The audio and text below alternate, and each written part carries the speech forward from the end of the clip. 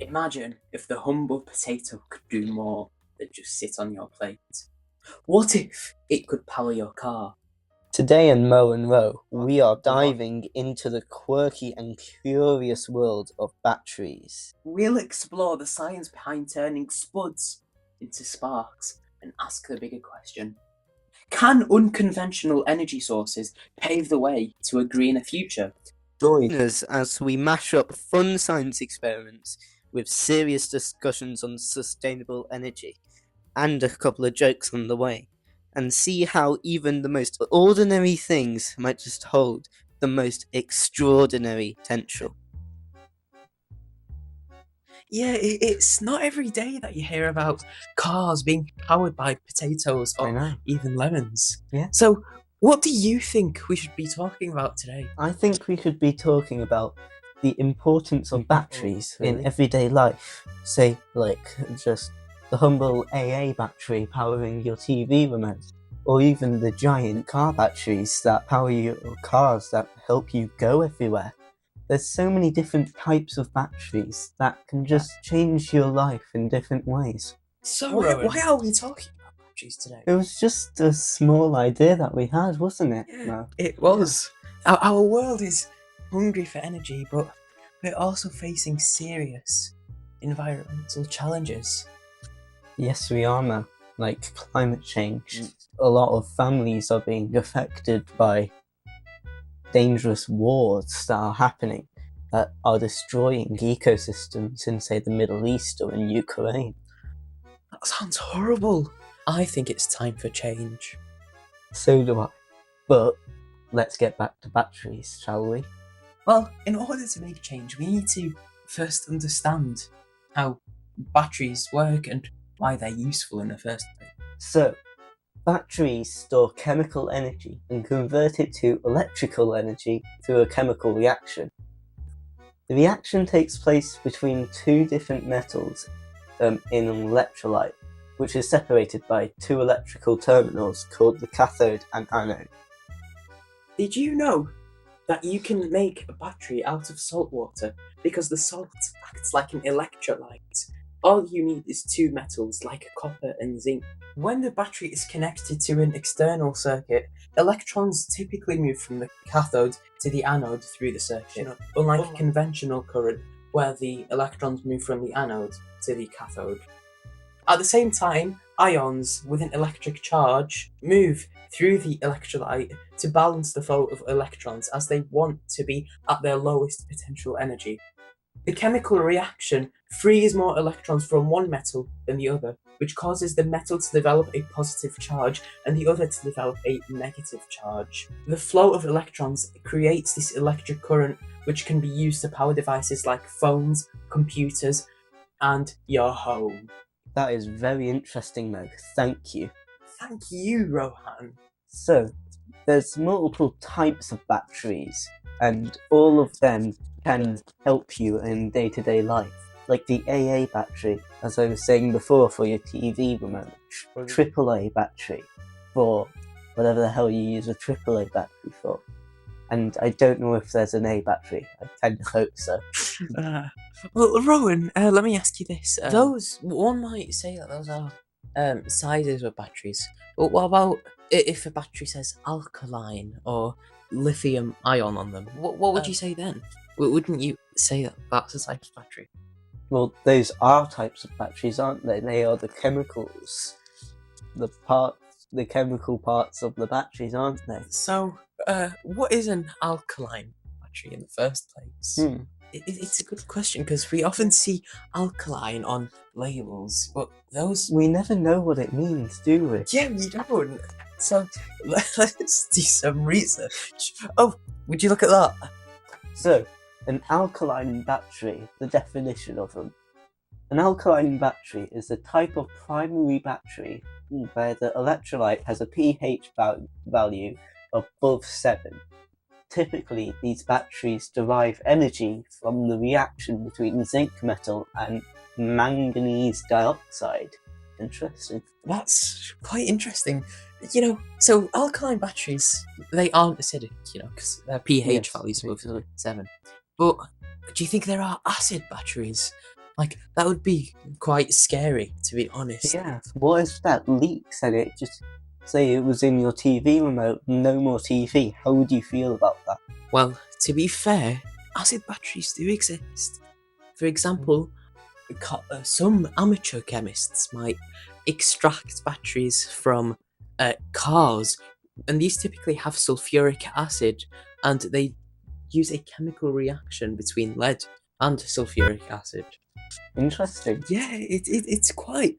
Do you know what's even more interesting? Lead doesn't react with sulfuric acid, no matter how strong it is, which I find to be quite fascinating. Yeah. Because different metals, they've got different reactivities to different acids. Yeah. But what about the laws relating to sulfuric acid and batteries? How do car battery manufacturers get around this? That's what I'm curious about, because I know the Home Office typically doesn't like people having such acids. So what does the government say? So, the government says that in the United Kingdom, the batteries and accumulators regulations say that it is compulsory to collect and recycle batteries and accumulators, and you cannot officially, as of 2008, incinerate batteries or dump them in landfills. And as of 2008, there have been restrictions in the substances used in batteries. What are those types of restrictions, and how do how do companies really get around them? How do they comply with these laws? Well, with mercury, batteries cannot contain more than 0.005% of mercury by weight. But button cells, so the small round ones you may put in, say, a guitar tuner, or other things you put button cells in, can contain up to 2% mercury by weight. It's marked with the chemical symbol Hg and placed on the market before 1st of October 2015. That's quite scary. I saw a bottle of adhesive that said dichloromethane on it, which is a carcinogen, and these are still being sold even though it's illegal. And did you know that this chemical dichloromethane can actually cause cancer? And that is horrible. People a few years ago used to wash their hands with this chemical until they found out recently. Anyways, back to batteries. They're also not allowed to contain more than 0.002% of cadmium by weight unless they're marked with the chemical symbol CD, and they fall into the following categories. They have to be either portable for alarm systems, emergency lighting, and medical equipment, or for cordless power tools placed on the market before the 1st of January 2017. They can also be used in industrial and automotive batteries, like your car batteries. So that's just a quick heads up. With lead, batteries cannot contain more than 0.004% of lead by weight unless marked with the chemical symbol Pb. Isn't it scary how you can just put lead in a battery if you mark it with Pb or mercury? But you know what I find even more interesting? Mercury isn't toxic. Yeah. If you just Google for me mercury NFPA diamond, you'll find something really interesting. Now, the way you read an NFPA diamond is the blue stands for any health hazards, the red stands for fire hazards, and the yellow stands for any instability that mercury may have. The highest that a chemical can have is 4, lowest being 0. Now, depending on the manufacturer, mercury can have an NFPA health rating of either 3 or 4, meaning that it's fairly toxic. However, it's not flammable and it's not that reactive. Mercury is only toxic when it forms a chemical compound. By itself, it's not that toxic. If But you don't go eating it, just so you know. Be careful when handling mercury. Yeah, it's That's not an excuse. very neurotoxic. But wouldn't recommend it 0 out of 10 Yeah. from past experience. On the history of batteries, they date back nearly 25 lifespans, which is a little under 2 millennia. Their history involves a range of technological advancements that's helped change and shape the way we use energy today. The first battery was the Baghdad battery, and it's still a controversial and mysterious artifact from ancient history. When it was discovered in the 1930s near Baghdad, it was thought that it could potentially function as a battery. It consisted of a pot, a copper tube with an iron rod, and it might have been used for electroplating or other purposes. Electroplating is when you take current and you coat a material, such as plastic or another item, with a metal such as bronze, copper, or even zinc. However, we are still speculating on what its original purpose would have been. Some researchers think that it could have been used as a simple galvanic cell. When it was filled with an acidic liquid, such as vinegar or lemon juice, it could produce a small electric charge, which was completely enough to electroplate small objects, like jewellery. However, no direct evidence of electroplated artifacts from that era have been found in that region. Some archaeologists think that it might not have been a battery at all. They propose explanations such as it being a storage vessel or even a religious artifact. The debate still continues among scholars. So back in the day, before we had batteries, scientists were playing around with something called Leyden jars. Picture this. It's the 1740s, and instead of recharging their smartphones, folks were recharging jars. Yeah, we've come a long way from that. Leyden jars, in use from 1945 to 1946. These babies were like original batteries, only they stored static electricity, and when you touch them, zap!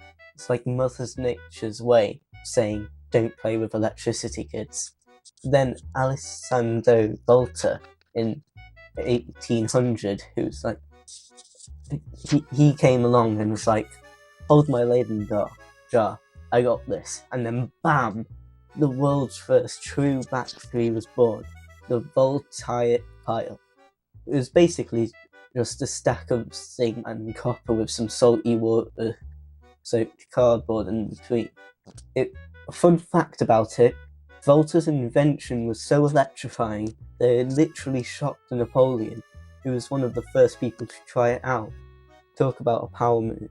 To be fair, it just sounds like a bad sandwich. But it worked.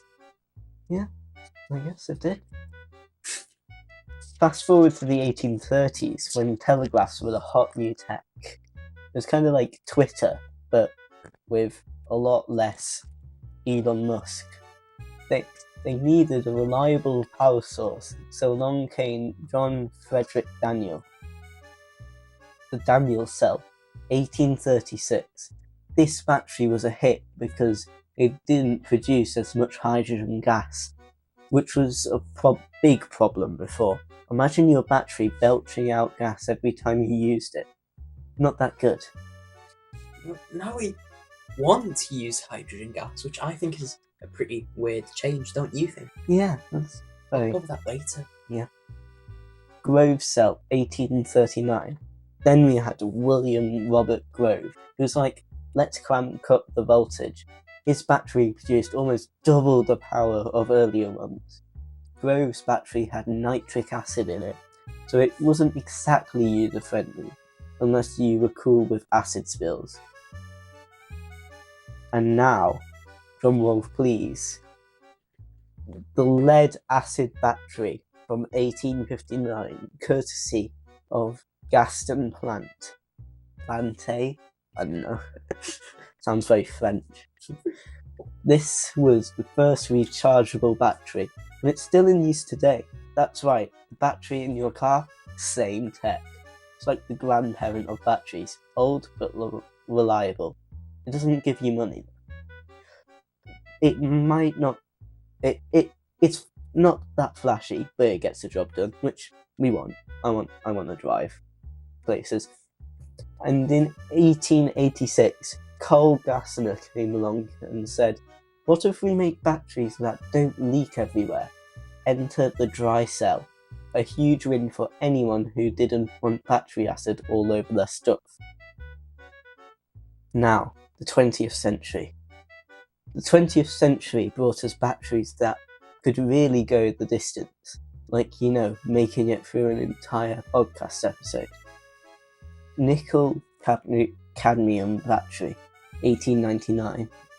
Waldemar Jungner was like, how about a battery that's tough and doesn't mind a little rough handling? And voila, the NICD battery was born.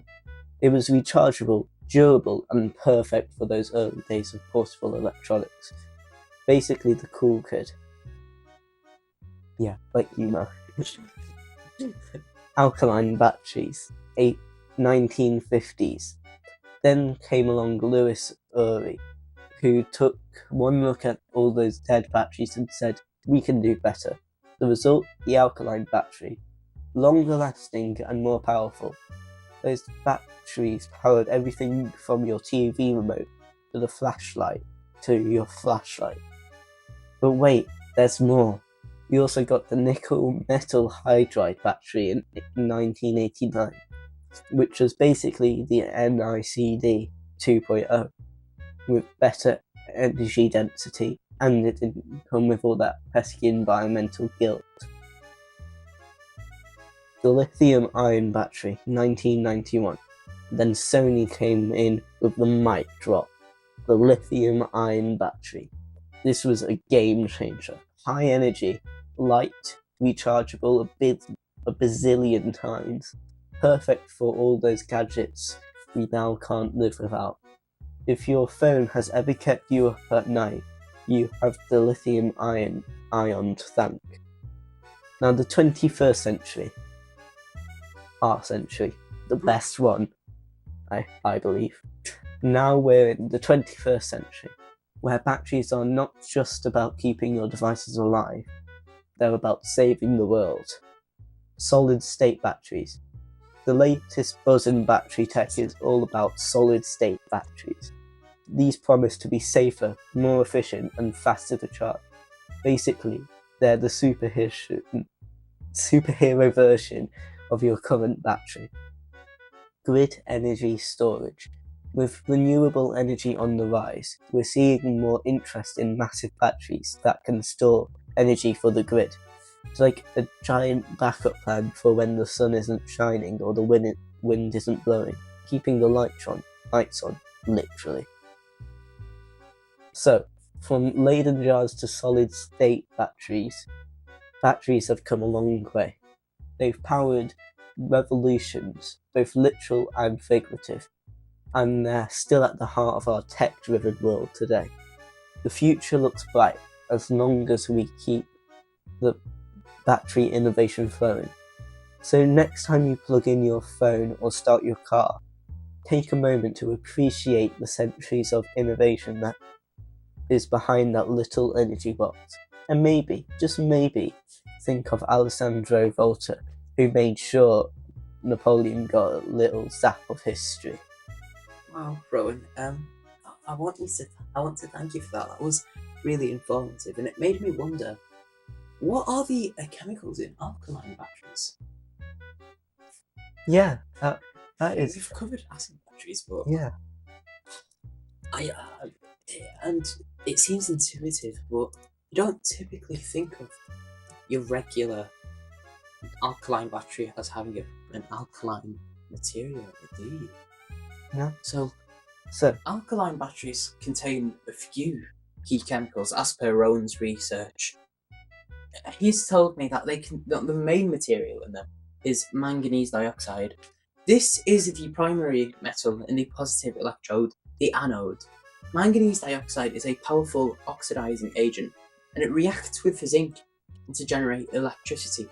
However, this is why batteries can typically be quite flammable. Because manganese dioxide is an oxidizer, it provides oxygen, which can cause severe fire hazards. The zinc is the metal in the negative electrode, the cathode. During the battery's discharge, zinc reacts with manganese dioxide in a chemical reaction that produces electrons, which creates an electric current. There's an electrolyte in alkaline batteries, kind of like the sulfuric acid or lemon juice or even vinegar. It's called potassium hydroxide. Potassium hydroxide is a hydroxide, which means it's an alkaline. It facilitates the movement of ions between the anode and the cathode during the battery's operation. Potassium hydroxide is preferred because it's less corrosive than other electrolytes, such as sodium hydroxide, and it enhances the battery's performance. The casing of the battery is typically made of steel, which provides structural support and protection for the flow of electrons and the internal components. And sometimes, special pencil graphite is sometimes used in the cathode to improve conductivity. really? Yeah, it's insane, and it ensures an efficient flow of electrons. And all of these chemicals are working together really hard to produce electricity in a stable and long-lasting way, which, with how the history of batteries gone, I think it's fascinating, don't you? Yeah, that is just amazing. We went from pots to this. Multiple chemicals working together in harmony. So, Mo, what are the future of batteries? Well, one potential avenue for the future of batteries are solid-state batteries. These are types of batteries with a solid electrolyte instead of liquid, which is found in the traditional lithium-ion or even the lead-acid batteries. The solid electrolyte can be made out of various materials, such as ceramics, glass, and even more. For example, lithium phosphorus oxynitride is a glassy ceramic which is used in thin film batteries, and it's known for its good ionic conductivity. There are also sulfide-based electrolytes which have even higher conductivity and are relatively soft, which allows for better contact with electrodes. Some polymers can also be used as the electrolyte. Apart from this difference, they also use lithium as the anode, which has a much higher density compared to graphite. The cathode, however, is quite similar, and it typically uses zinc, which optimizes its performance. Advantages of these batteries are that they typically have higher energy density, and they're also much safer, so they're less likely to explode or have a leakage. They also surprisingly have a longer lifespan and charge even faster. What other type of batteries are there that we could potentially see in the future? Row. So, another type of battery that we can possibly see around everywhere in the future, Mo, are lithium sulfur batteries. The new kids on the block who might just take over the whole neighborhood. If lithium-ion batteries are like the popular kids who've been running the show, lithium-sulfur batteries are the super talented transfer students from Germany who outshine everyone. If only they can get their act together. So, what's the big deal about them? Lithium-sulfur batteries are being hailed as the next big thing because they have the potential to hold a lot more energy than their lithium-ion counterparts. Like, we're talking up to 5 times more. Imagine your phone lasting 5 days instead of 1, or an electric car that can drive across the country on a single charge. That's the kind of game changer we're talking about. So, how do they work? without getting too deep into the science, because there's a lot that I just don't understand, is just the basic overview. Lithium. So, lithium is the same lightweight, energy-rich metal that powers lithium-ion batteries, obviously, and it is also at the heart of lithium-sulfur batteries. Sulfur. Instead of using cobalt and nickel like in lithium-ion batteries, lithium-sulfur batteries use sulfur at the cathode. Sulfur is super cheap and abundant, which is great news for your wallet and the planet. Energy storage. During discharge, lithium ions move from the anode to the cathode, where they react with sulfur to create lithium sulfide. This reaction releases energy, which powers your device. But why aren't they everywhere already, you may be asking? Well, the reason why is because they have a short lifespan. They degrade very quickly. The chemical reactions that occur during charging and discharging cause the battery's materials to break down faster than we'd like. They're not that efficient. While they can store a lot of energy, they're not as efficient as lithium-ion batteries in delivering it. This means that they can be a bit of an energy hog, which isn't ideal.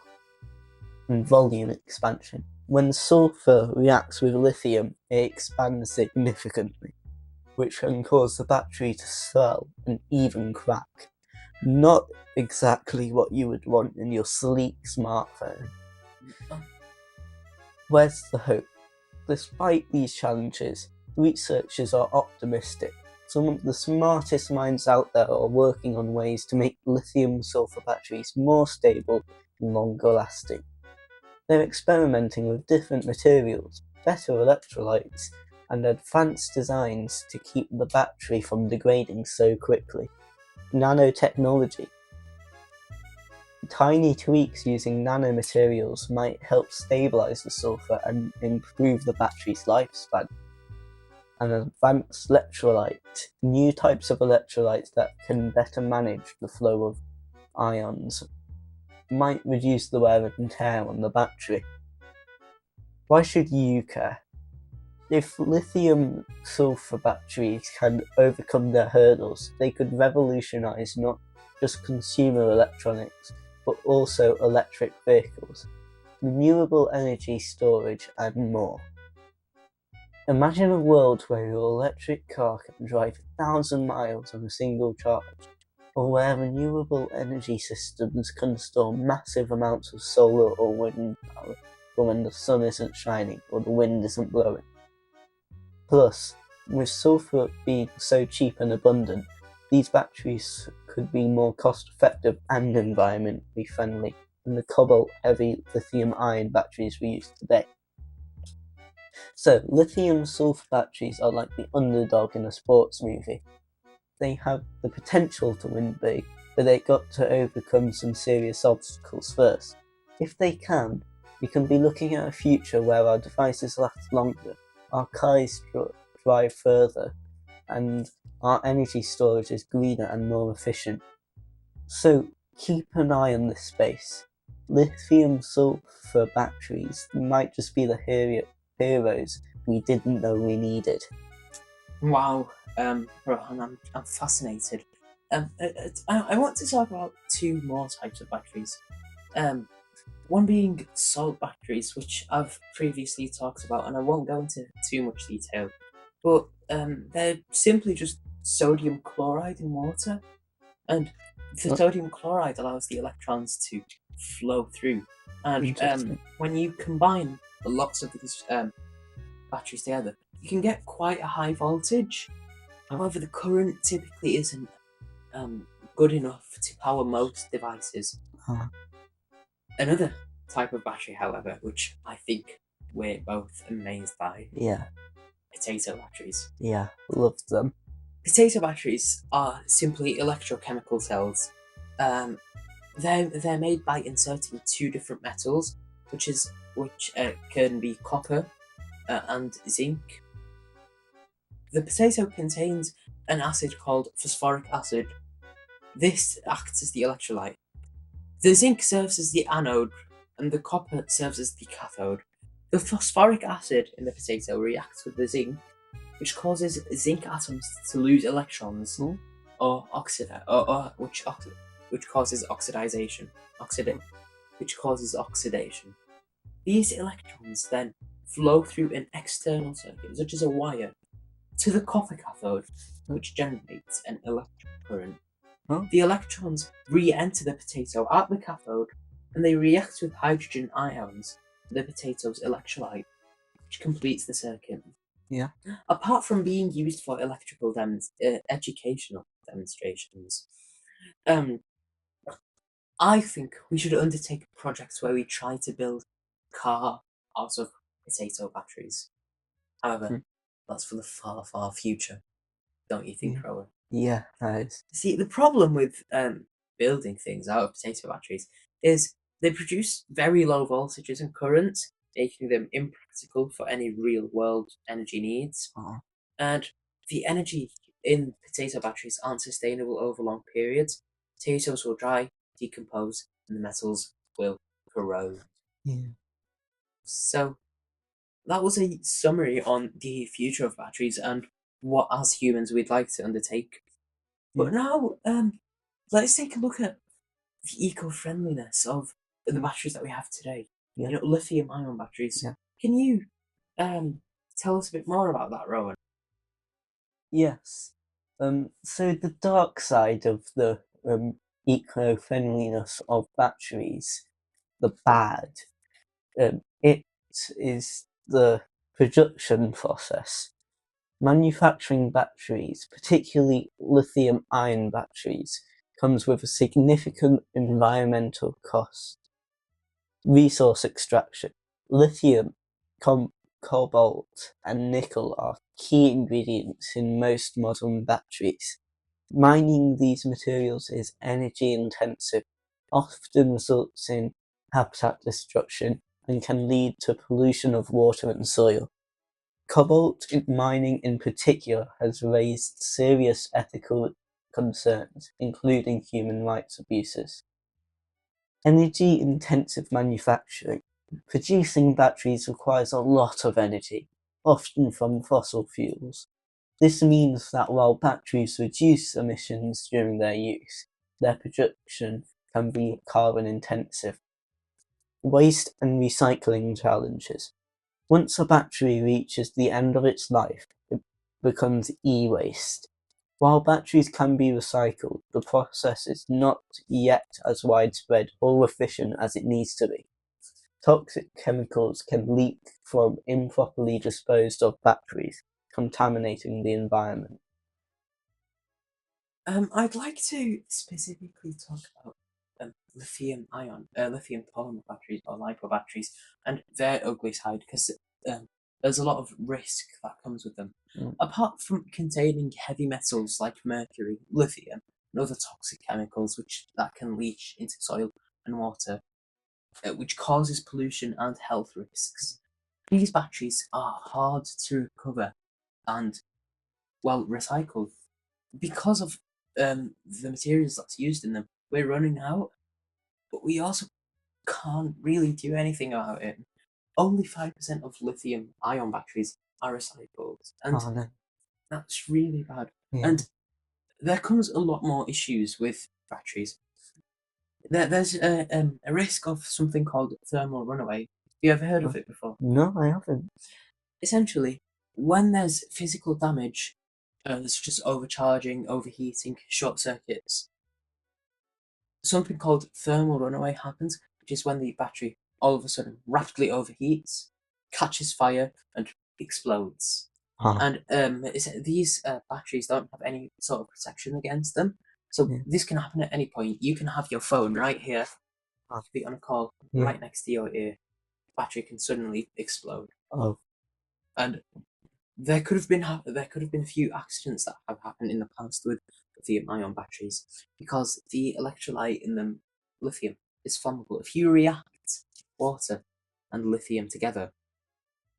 Because lithium is a group 1 metal, it's so desperate for electrons, it's super electronegative. It will take those electrons and it will ignite. It makes them a fire hazard, especially if they're not handled or stored correctly.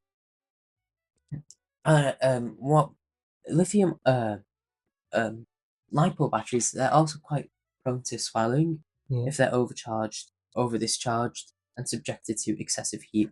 So LiPo batteries aren't typically the best type of batteries to use, especially in hot summer weather. And with global warming happening and lots of things relying on LiPo, we're seeing this becoming more of an issue, especially with phones a few years ago, such as Samsung and Apple had a few phones which the LiPo batteries in them all of a sudden exploded out of nowhere.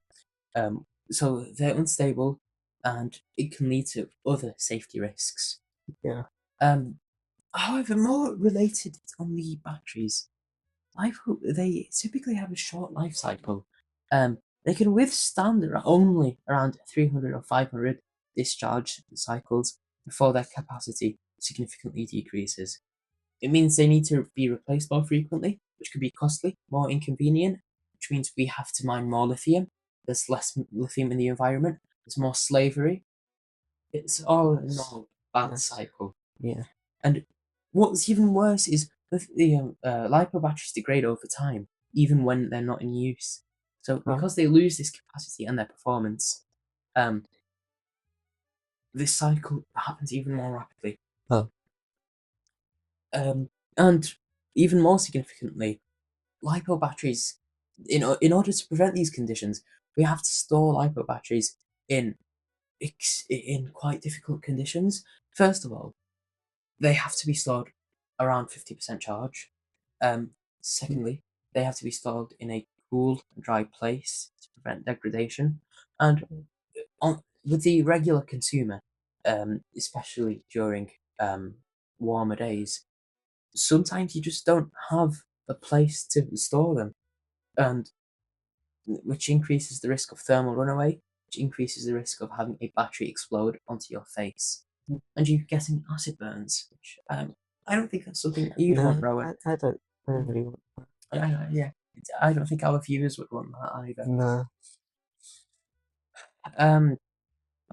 For the also with LiPo batteries,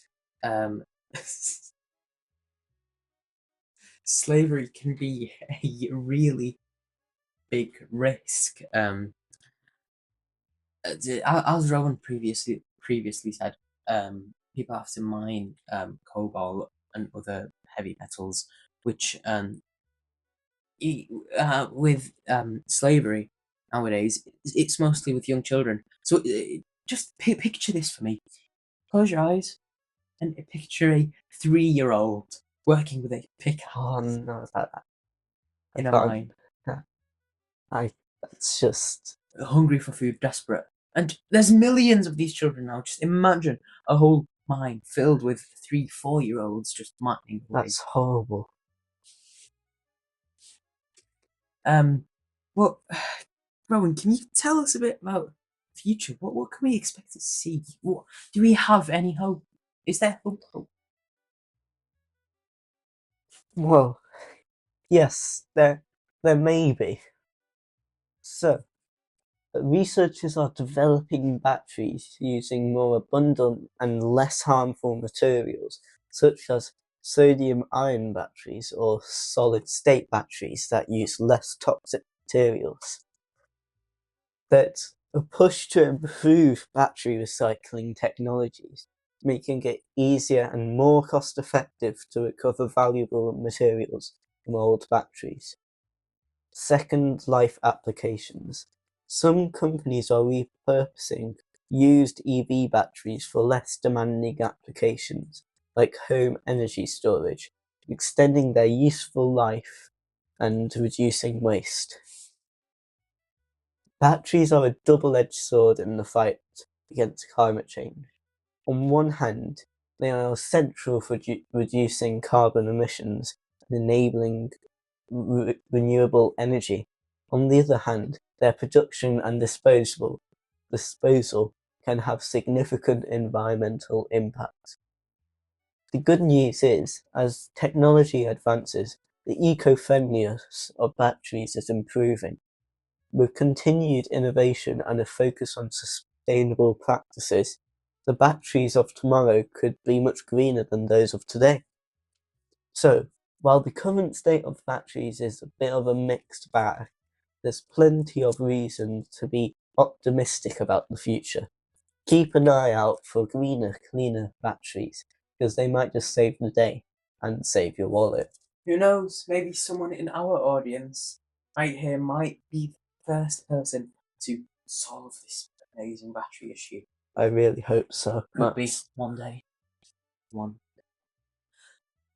So, what are your thoughts on the matter? Well, looking at the future of energy, I find the history of batteries to be quite incredibly fascinating. Spanning over 2 millennia and rooted in a simple yet powerful idea using two metals to create a galvanic cell. It's amazing how those early discoveries have evolved into the advanced battery technologies that we have today. But as exciting as developments in solid state batteries, lithium sulfur, and sodium ion batteries are, I can't help but think hydrogen fuel cells might hold the key to something even greater. Yeah. Do you know about hydrogen fuel cells? No, I don't. Oh, Please let me explain. tell you. Well, the concept of hydrogen fuel cells, when paired with electrolysis, captures my imagination. Electrolysis is the process of essentially ripping um, atoms apart. For example, take water. The chemical formula of water is H2O. Yeah. By using electrolysis, I can rip the hydrogen away from the oxygen. And that means that I get hydrogen, which I can use as energy from water. So imagine using this renewable energy source to split drinks, which essentially creates a sustainable cycle where we could produce clean energy on demand. This idea of infinite batteries through hydrogen feels like it could be a game changer, offering a sustainable solution that complements the advancements in traditional batteries. Yeah. And then there's the role of companies like BYD, whose investments and sponsorships, especially in the World Cup, pave the way for a brighter future in battery technology. Their commitment to innovation suggests that we're on a brink of a significant breakthrough that could make energy storage more efficient and accessible than ever before. When I tie all these thoughts together, I see a future where ancient principles of battery technology and the cutting edge potential of hydrogen fuel cells converge. It's not just about one solution. It's about creating an integrated, sustainable energy ecosystem. The progress we're making with both batteries and hydrogen fuel cells gives me real hope that we're moving toward a world where clean, reliable energy is available to everyone, powering everything from our homes, vehicles, and beyond. Rowan, what about you? What do you think? I think that batteries are crucial in our fight against climate change. They power our electric vehicles, store renewable energy, and help us move towards a greener future. But here's the thing. While batteries are part of the solution, they also carry the risk of accelerating climate change if we don't address their environmental downsides, like resource-heavy extraction and waste disposal. It's a bit like trying to save the planet by drinking decaf tea instead of caffeinated tea. It's not really working. But I'm optimistic. I believe we can tackle the issues of battery reliability and sustainability with innovation. After all, we can invent Marmite and convince half the country it's edible. Surely we can solve battery problems too. The future might even hold the key to infinite batteries. Imagine a world where we can harness energy by creating a closed loop system that cycles water into steam and back endlessly. This could revolutionize how we think about energy storage and maybe give us something to cheer about besides the weather. In the end, batteries are a double-edged sword, but with the right advancements and focus on sustainability, they could help us win the battle against climate change without inadvertently making things worse. And if not, well, at least we can say we tried, unlike finding decent Wi-Fi in the countryside. Ha ha ha ha ha. That was an amazing summary, Rowan. Thank you for that. Thank you for yours as well. For your take. Well, I think that about sums it all up. What do you think? Yeah. Yeah. If you enjoyed, do make sure to follow our Spotify podcast. Subscribe, like, follow, whatever platform this is on. Yeah. Share this with your friends. Yeah, and make sure you come back for next time. Hopefully, if you're still alive.